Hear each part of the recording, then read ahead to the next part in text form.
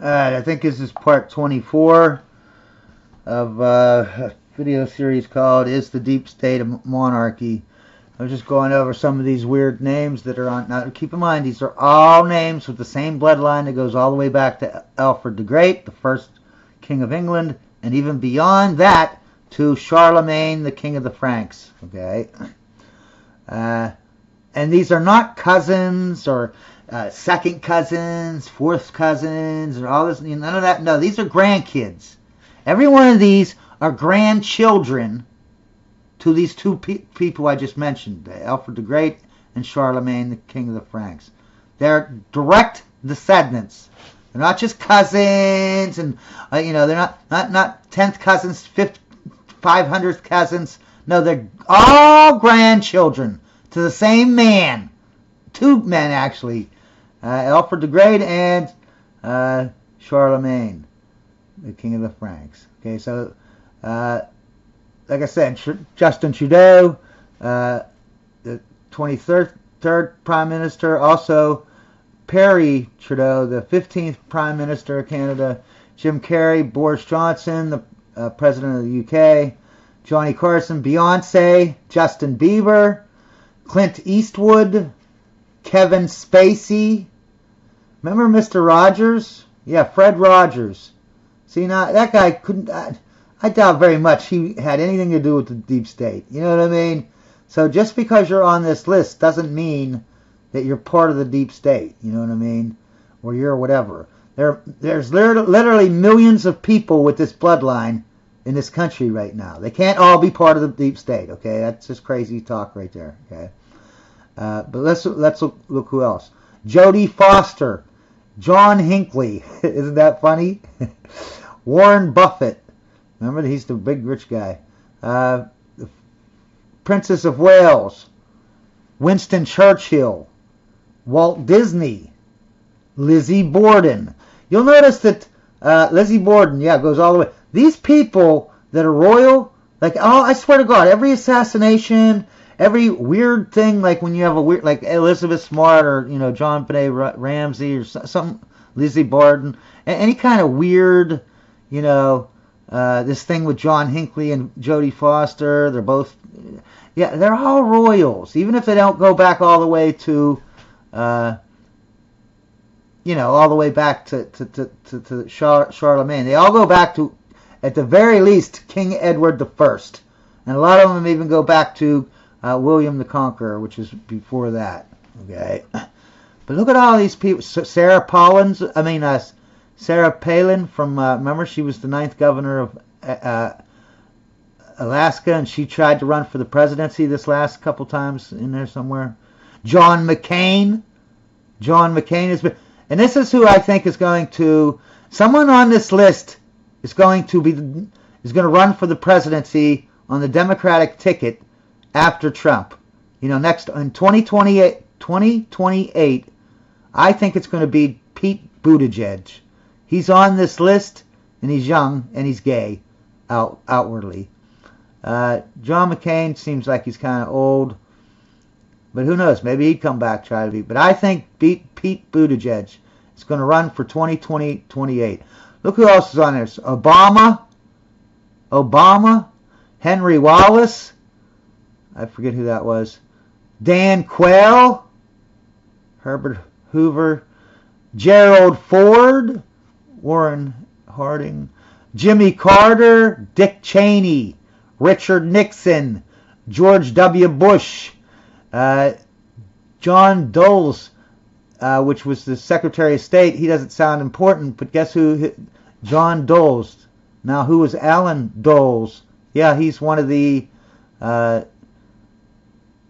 directors of the CIA, just like George H.W. Bush was one of the directors of the CIA, and he's also on this list. How many other people have been the director of the CIA that has gone all the way back to Charlemagne? I don't know, but I'm going to maybe sooner or later find out. Franklin Roosevelt, Ulysses S. Grant, Nelson Rockefeller, and he was the vice president. Theodore Roosevelt, Calvin Coolidge, James Sherman. These are just presidents. Grover Cleveland, Zachary Taylor. Alexander Hamilton is not president, although a lot of people think he was. He was the first Secretary of Treasury, and he was in charge of the first World Bank, the first Federal Reserve Bank. He's a total jerk. They're all jerks, man. Thomas Jefferson, William Henry Harrison, George Washington, George Clinton, who was a vice president. James Sherman was a vice president. I think I said I didn't know who he was. He was a vice president. Bill Gates, Anderson Cooper's on this list. Like I said, John Hinckley and all these. See, these are just the ones. These right here. There's about 20 of them.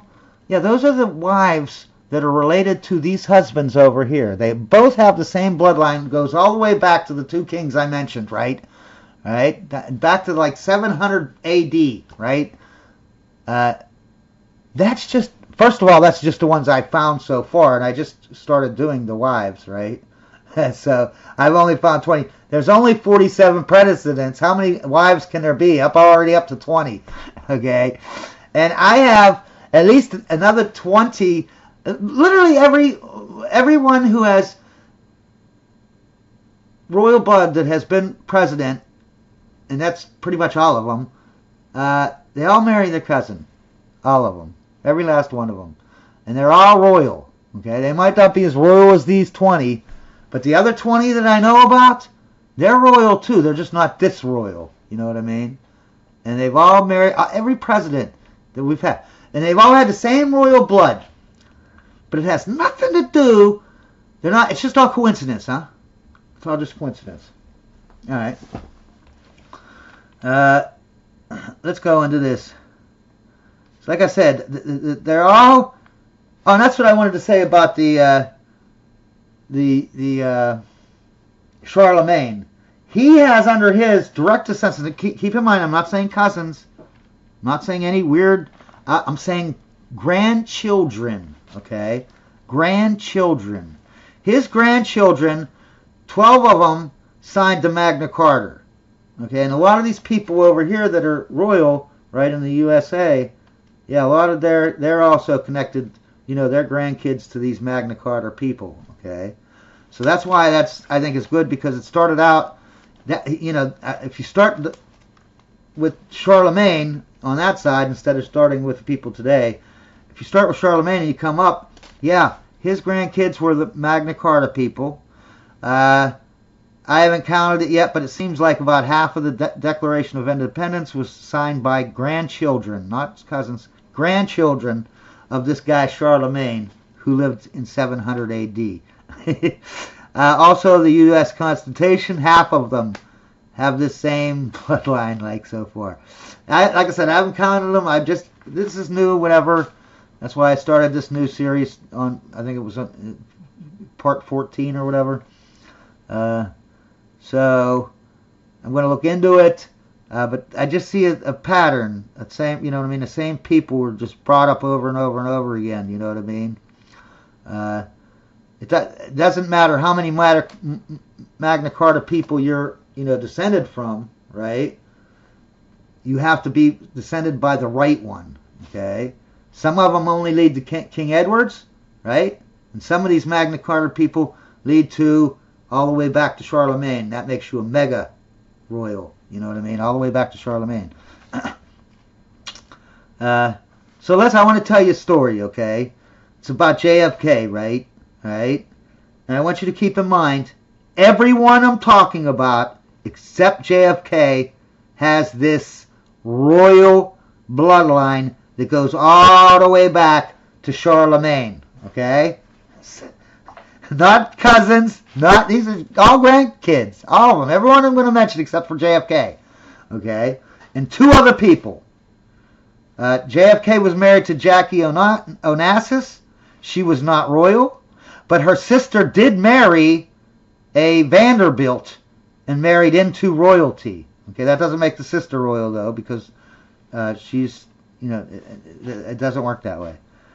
You have to be a kid now Jackie Onassis' sister. And then that line will all be royal. But Jackie Onassis will never be royal because of that marriage, you know what I mean? But it's kind of fishy, right? That's the wife of JFK. The assassin, Lee Harvey Oswald, is a royal, okay? And I'm just going to read a couple names. There's a bunch more, though. These are just... these are actually all cousins, okay, of Lee Harvey Oswald, okay? But everyone I'm naming is on this list. Everyone I'm naming has a royal bloodline that goes all the way back to Charlemagne and Alfred the Great. Jimmy Carter, and these are all presidents, too. If they're not a president, I'll tell you. Jimmy Carter, Benjamin Harris, Robert E. Lee, that's the general that was on the South Side in the Civil War. Thomas Nelson, that was a guy who was, he signed the Declaration of Independence, and he probably was a congressperson or something like that. James Madison, William Harrison, Theodore Roosevelt, Benjamin Harrison V, that's a signer of the Declaration of Independence. Eleanor Roosevelt, that's the wife of FDR, a president. Theodore Roosevelt is a president. And Carter Braxton, what is that? I don't know who Carter Braxton. Oh, Carter Braxton. He's the guy who signed the, I think, the Declaration of Independence. Where else the U.S. Now these are all on the list. This is all on the same list. They all have Charlemagne blood in them, and they're not just they're kids, they're grandkids of him, not just first cousins. And they're all related to Lee Harvey Oswald. Okay, if this guy ain't royal, I don't know who is. Okay. But he don't have great royal blood. You know, they wouldn't have made him kill somebody, you know, if he had great royal blood. Because even their lower royals, they have no respect for them, man. You know, they just think of them as commoners almost. So anyways, so everyone I'm going to name, other than these two people, you can see Lee Harvey is related, okay, first of all. Second of all, he is a royal, okay. He is related to all these people that I'm mentioning, that I'm going to mention, you know, even though he doesn't go back to Charlemagne. All these people are related, right? Except for Jackie Onassis, and we saw her sister married into it. So everyone I'm naming is related. Even Lee Harvey Oswald is related to all these people. He just isn't as royal, okay? So if we got Lee Harvey Oswald, we got Marilyn Monroe, remember that was JFK's girlfriend. Lyndon B. Johnson, who was the VP, well, JFK was getting shot in the head, and he was the one who put Gerald Ford on the Warren Commission to investigate the JFK assassination, right? Then Gerald Ford becomes president, right? Well, Nixon is president. Actually, he's actually the Speaker of the House at the time. But because, remember, Nixon got impeached, and so did Spiro Agnew, right, or whatever his name was. And so, as they got impeached, Gerald Ford moved over into the vice presidency, even though he was never voted in. And then when Nixon got impeached, Gerald Ford slid over to be president, even though he was not. This is kind of like a Kamala Harris thing. Yeah, he was never had any votes, but he becomes president, even though he was only voted in to be the Speaker of the House. Everyone's related, okay? Nixon's related, okay? He's on, and not only that, everyone is on this list all the way back to Charlemagne. They're not just regular royals, okay? Nixon, so Gerald Ford becomes president. He makes the Rockefeller Commission and puts the vice president at the time, Nelson Rockefeller, in charge of it to investigate the JFK assassination. He says, oh, nothing to see here. And he also appoints George H.W. Bush to be the director of the CIA to investigate the JFK assassination and investigate the Nixon thing. Everyone's related, everyone's royal, and everyone has a bloodline all the way back to Charlemagne. Okay? Then you got next Nelson Rockefeller. Now he's the vice president, like I said. George W.H. Bush, remember, he was appointed to be the CIA director to investigate JFK assassination and Nixon, and he was appointed by Gerald Ford. All these people are royals. He now becomes vice president, and then what happens? Well, he becomes president, but while he's vice president, I got a second story to tell you about Reagan shooting and who was all royals and who went all the way back to Charlemagne.